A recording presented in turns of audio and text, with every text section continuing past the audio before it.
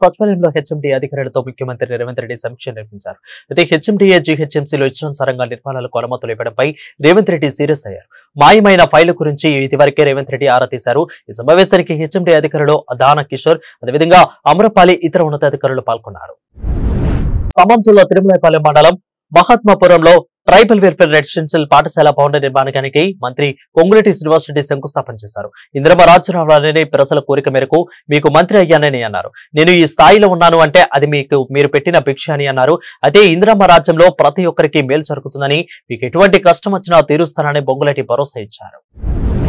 BJP Dharmapuri Arvind విజయ సంకల్ప యాత్రలో భాగంగా నిర్వహించిన సభలో సంచలనాల వ్యాఖ్యలు చేశారు. ప్రధాని ఇచ్చే పథకాలు తీసుకుంటూ మోడీకి ఓట్లు వేయకుంటే నరకానికి పోతారని ఎంపీ ధర్మపురి అరవింద్ వ్యాఖ్యానించారని తాజాగా సోషల్ మీడియాలో వీడియో వైరల్ అయింది. అయితే కేంద్రం ఇచ్చే ఉచిత గ్యాస్, స్కూళ్లు మంచిగా కట్టించడం, వైద్యం, షాదీ ముబారక్, డబ్బు, రుణాలు, ముద్రా లోన్స్ లాంటి అన్ని పథకాలకు ప్రధాని పైసలు ఇస్తున్నారని చెప్పారు. మంత్రి పొన్నం ప్రభాకర్ తల్లిపై బండి సంజయ్ చేసిన వ్యాఖ్యలను ఖండించారు కాంగ్రెస్ నాయకులు చక్కారెడ్డి. శ్రీరాముడు తల్లిని గౌరవించే మహానుభావుడు అని, తల్లి మాటలు కాదనకుండా వనవాసం పోయిన గొప్ప వ్యక్తి అని, అలాంటి రాముడిని పూజిస్తున్న బండి సంజయ్ కి తల్లిపై గౌరవం లేదు అని అన్నారు. అయితే బండి సంజయ్ లో రాముడి విలువలు ఏమాత్రం కూడా లేవని అన్నారు. బండి సంజయ్ పొన్నం ప్రభాకర్ తల్లిని కామెంట్ చేసి శ్రీరాముడి విలువను తగ్గించారని అన్నారు. తల్లిని ఒక్క మాట అంటే కోపం రాదని బండి సంజయ్ ను ప్రశ్నించారు. ఓట్ల కోసమే రాముడిని వాడుకుంటున్నారని ఫైర్ అయ్యారు. బేషరతుగా పొన్నంకు బండి క్షమాపణలు చెప్పాల్సిందేనని డిమాండ్ చేశారు చక్కారెడ్డి. తెలంగాణ పశుసంవర్ధక శాఖలో మరో భారీ స్కామ్ వెలుగు చూసింది. గొర్రెల స్కామ్ తరహాలో ఆవుల పంపిణీ స్కామ్ తాజాగా అధికారులు గుర్తించారు.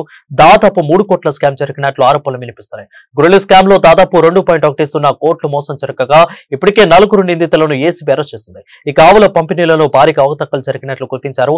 రైతులకు బదులు ఇతర ఖాతాలోకి నిధులు జమ అయినట్లు తెలుస్తుంది. ఈ మేరకు ఏసీబీ డీజీకి పలువురు బాధితులు ఫిర్యాదు చేశారు. గొర్రెల పంపిణీలో స్కామ్ చేసిన ముఠానే ఆవుల పంపిణీలో కూడా నిధులు మళ్లించినట్లు అధికారులు గుర్తించారు. సూర్యాపేట జిల్లా కోదాడ మండలం నూతన ఎంపీపీగా మల్లెల రాణి బ్రహ్మయ్య ప్రమాణ స్వీకారం చేశారు. అయితే మంత్రి ఉత్తమ్ కుమార్ రెడ్డి, ఎమ్మెల్యే ఉత్తమ్ పద్మావతి సహకారంతోనే కోదాడ మండల అభివృద్ధికి కృషి చేస్తామని తెలిపారు. మండల వ్యాప్తంగా అభివృద్ధి పనులకు శ్రీకారం చుడతామని తెలిపారు. పార్లమెంట్ ఎన్నికలు సమీపిస్తున్న వేళ బీఆర్ఎస్ పార్టీకి మరో బిగ్ షాక్ తగిలింది. నాగర్ కర్నూలు సిట్టింగ్ ఎంపీ రాములు రేపు బీజేపీ పార్టీలో చేరనున్నారు. ఇప్పటికే ఢిల్లీ వెళ్లిన ఎంపీ రాములు రేపు బీజేపీ పెద్దల సమక్షంలో పార్టీలో చేరనున్నారు. ఇక అచ్చంపేటలో మాజీ ఎమ్మెల్యే కువ్వల బాలరాజు, రాములకు మధ్య విభేదాలు ముదిరాయి. తానే ఎంపీ క్యాండిడేట్ నాతో బాలరాజు ప్రచారం చేస్తూ ఉండడంతో రాములు బీఆర్ఎస్ పార్టీని వీడుతున్నట్లు తెలిసింది. పెద్దపల్లి జిల్లా సుల్తానాబాద్ మున్సిపల్ చైర్మన్ గా గాజుల లక్ష్మి ఏకగ్రీవంగా ఎన్నికయ్యారు. మున్సిపల్ చైర్మన్ ముత్యం సునీతపై ఈ నెల 3న అవిశ్వాస తీర్మానం నెగ్గడంతో గాజుల లక్ష్మి రాయమల్లు నూతనంగా ఎన్నికయ్యారు. ఆర్టీఓ మధుసూదన్ చైర్మన్ ఎన్నిక కొరకు కౌన్సిల్ నిర్వహించారు. 12 మంది కౌన్సిలర్లు మద్దతు తెలపడంతో గాజుల లక్ష్మి ఏకగ్రీవంగా ఎన్నికయ్యారు. చైర్మన్ ఎన్నిక కొరకు మద్దతు తెలిపిన కౌన్సిలర్లకు గాజుల లక్ష్మి కృతజ్ఞతలు తెలిపారు. ప్రధాని నరేంద్ర మోడీ తెలంగాణలో పర్యటించబోతున్నారు. మార్చి 4, 5 తేదీల్లో 2 రోజుల పాటు ఆయన పర్యటన కొనసాగుతుంది. ఆదిలాబాద్, సంగారెడ్డి జిల్లాలో మోదీ పర్యటిస్తారు.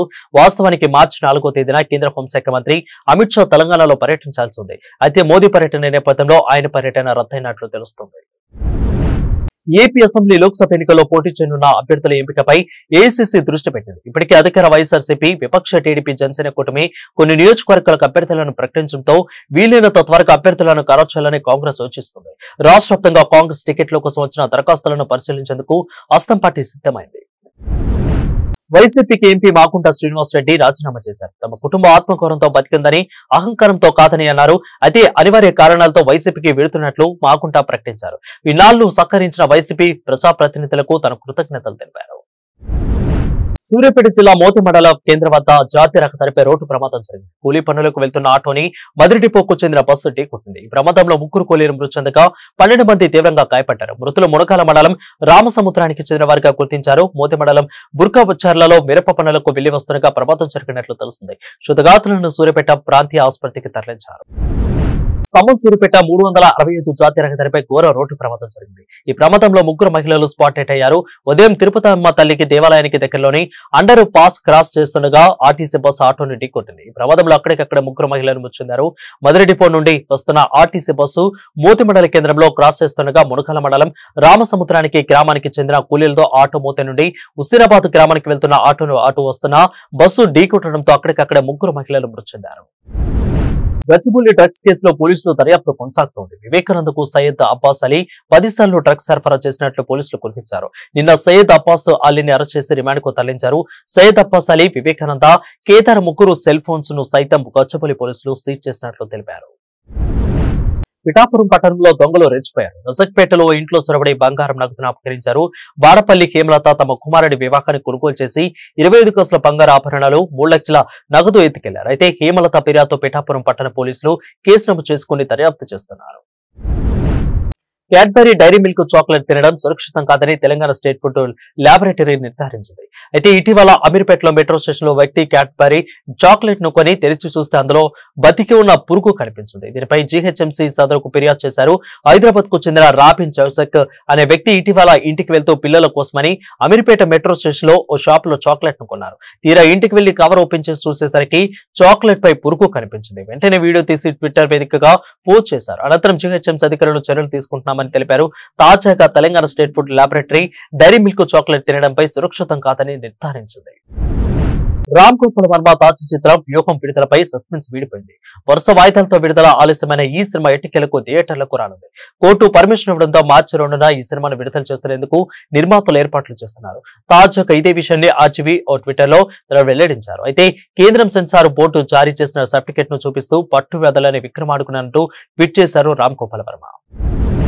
దేశీయ స్టాక్ మార్కెట్లు ఇవాళ భారీగా నష్టాలు వచ్చాయి. లాభాల్లో ప్రారంభమైన మార్కెట్ కాసేపటికి నష్టాల్లోకి జారుకున్నాయి. ఆ తర్వాత చివరి వరకు నష్టాలను కొనసాగి అయితే ట్రెండింగ్ ముగిసే సమయానికి సెన్సెక్స్ 790 పాయింట్లు నష్టపోయి 72,304కి పడిపోయింది. నిఫ్టీ 247 పాయింట్లు కోల్పోయి 21,951 దిగజారింది.